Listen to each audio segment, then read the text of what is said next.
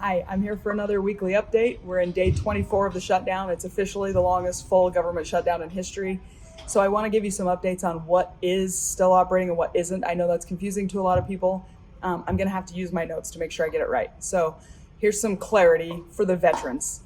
Many services of the VA have not been impacted by the shutdown. Medical centers, outpatient care, vet centers, they're all still open and operating.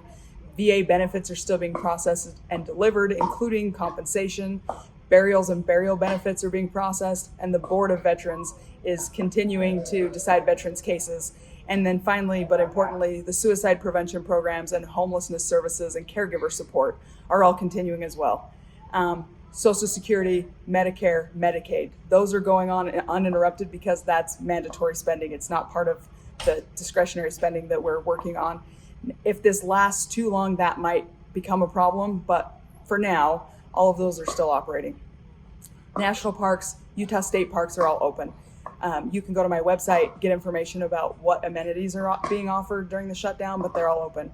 WIC, the Women, Infants, and Children program, it is funded through tariff revenues. President Trump took tariff revenues and moved them there. It's funded through the end of October. In November, I'm not sure how long it'll last, but for now, everything's still happening.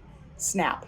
I know everybody's asking about SNAP. It's currently afloat, but SNAP benefits won't be paid in November if the shutdown continues. Utah has 177,000 SNAP enrollees, including 69,000 children. So we've got to get this figured out so we don't have kids going hungry.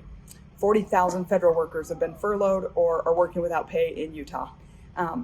Our credit unions and banks are stepping up to help people avoid credit issues because of that, and I really appreciate that they're pitching in and helping make this as painless as possible, and they'll work with you to help avoid penalties, but we've got to get this figured out and end this shutdown.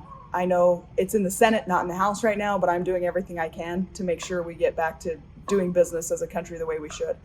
Our troops got paychecks in October thanks to redirected funds and President Trump and Secretary Hegseth taking care of the troops. But what happens in November is still up in the air. I do know the administration has said they're committed to prioritizing our service members.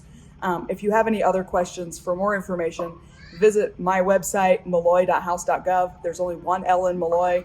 I hope next week we'll come back with good news. And I know a lot of you are concerned about beef prices. We grow better beef in the United States than they do in Argentina. So I'm going to go have a steak for lunch and support our local ranchers and farmers. And I will be back next week.